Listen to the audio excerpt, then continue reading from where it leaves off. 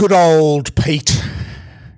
Yes, Pete, our Pete, the opposition leader, flounces back into town from his junket to Israel. No nuclear costings.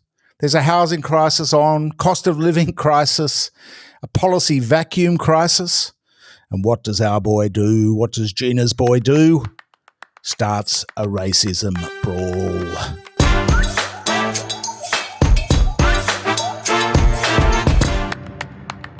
He's got zero chance of getting it up.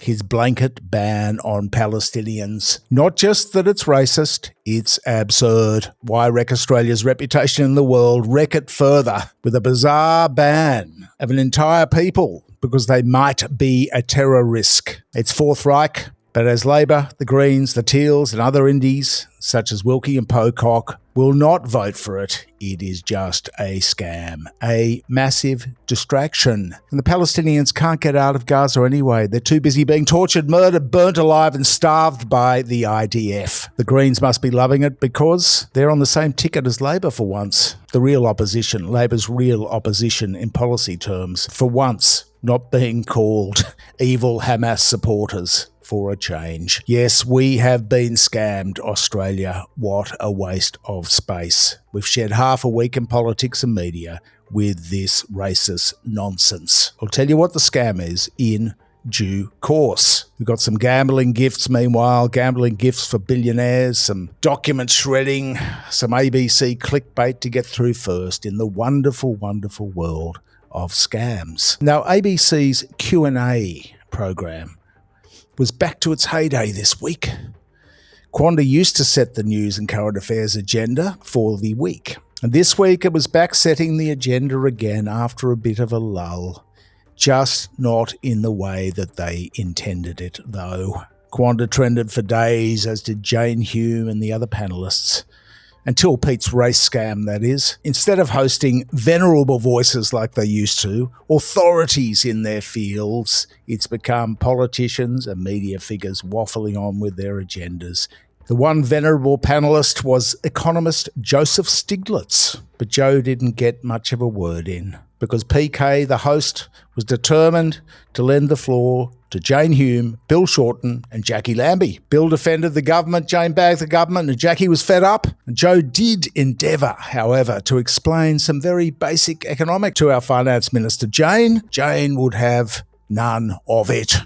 I mean, check this priceless photo. Check this photo out. Check out the body language. It says it all. The deprecation, the what would you know look from Jane to this Nobel laureate. On gambling and the government's dithering over basic reforms to protect Australians from rampant gambling advertising, should they ban gambling ads? Well, there was a lot of prevaricating over this one. Jane piped up her thoughts on gambling. A little flutter was pretty good, she said. It's the Australian way. Whether gambling is harmful or not, that is an issue of conjecture, but it is legal. It is available and people do enjoy it and they can choose to do it.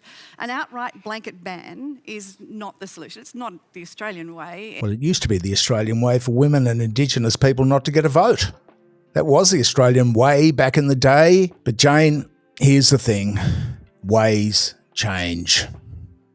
And my way might not be your way. And then there is the small point, of course, that these people, these three politicians, are actually legislators. That's the job which they were elected to do. Change the way, change the laws. Smoking ads used to be the Australian way until they banned smoking ads, and that worked as a public health initiative, as would the banning of the ubiquitous gambling ads. It's not as if you can't still have a punt, it's just that you can be comforted that your children won't be sucked into it and become problem gamblers for the rest of their life. Neither the Libs nor the Labs have a policy on gambling ads yet.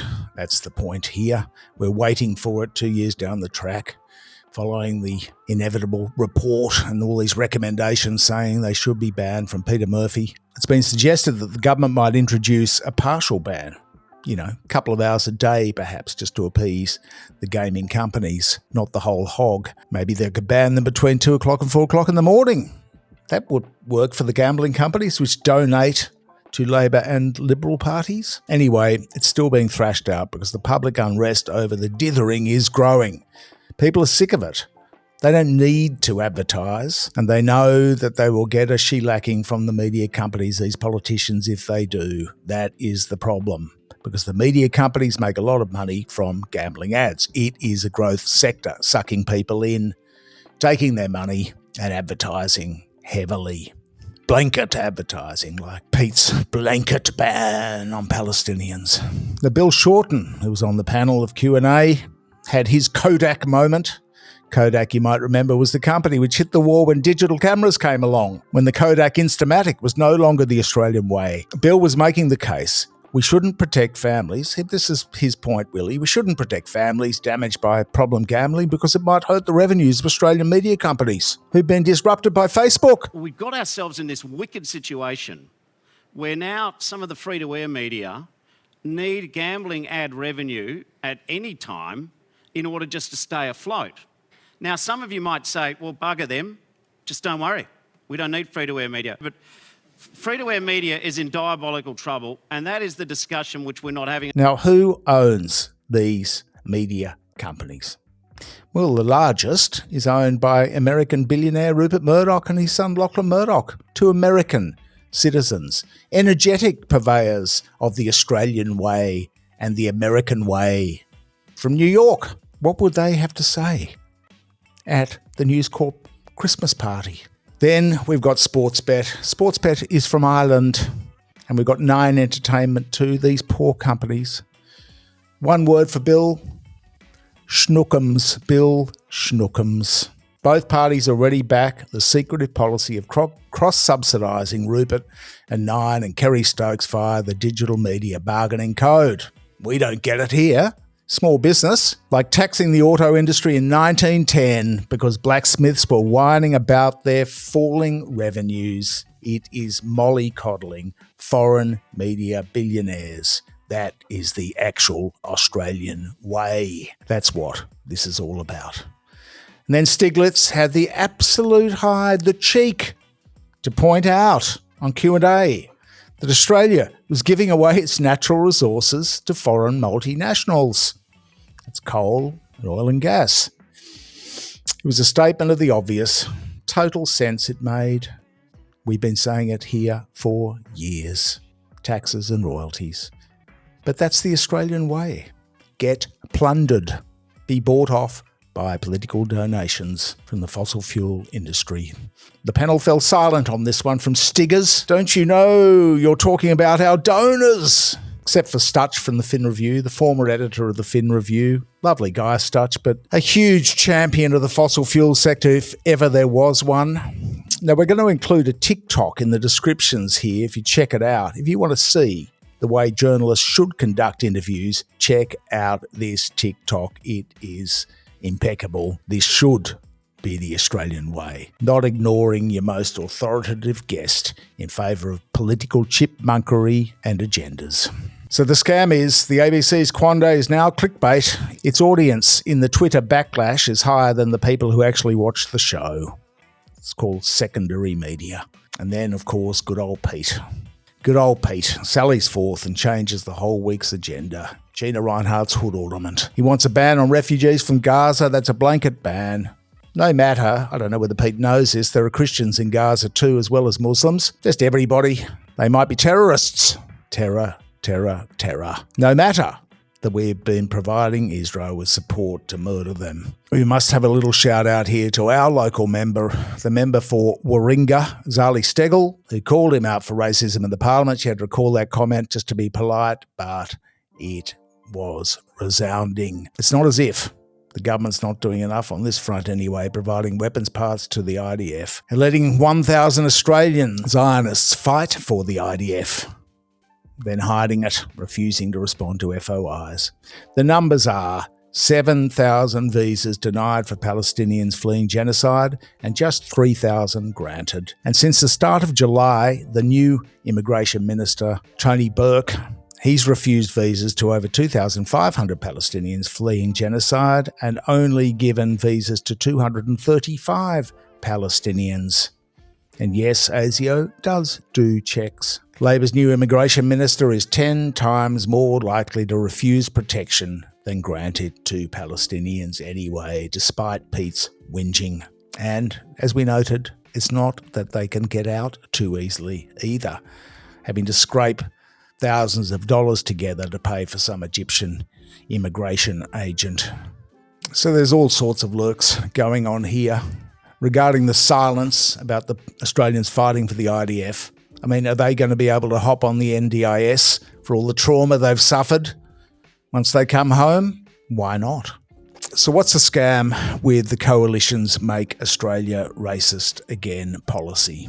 Scam is, as predicted here a number of times, when they did their nuclear non-policy to disrupt renewable energy, it's not about policy, it's about creating fear and division and distraction, as simple as that. But above all, and this is the tactic going on in the back rooms, News Corp and the Coalition want to depict Peter as bold and decisive. That is the play. And Albo, conversely, as vacillating and weak.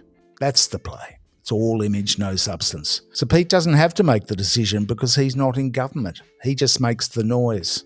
He makes the distractions. So he can look bold and decisive no matter how incredibly rubbish his policies or non-policies are. And News Corp, they did their bit. Captain's call, said the tabloids and the Australian. Captain's call from Pete on immigration, on his blanket ban. He gets the brownies from News Corp for his captain's call. They back him. That is the play. Now, finally today we see Rex Patrick, our correspondent, our FOI transparency warrior, in the courts versus the Attorney General Mark Dreyfus, fighting to stop government ministers from shredding documents when they leave office. The government's spending money on high-paid lawyers to do this, to fight poor old Rex for the right to shred. The idea being that, you can shred all your document trail on the way out. Rex is arguing, of course, that this is an office that you occupy temporarily, and it is the office which owns the work and the documentation, not the minister, who can shred whatever he likes on the way out, to hide stuff from the people who've elected them and hide stuff from history too. We'll get a result on that later today. It's Friday now, and we'll see how we go. But today, Scam of the Week, this prestigious award goes to Hume, Jane Hume. It's her inaugural Scam of the Week award. It's the Australian way to help American billionaire media barons and Irish multinational gambling companies make profits.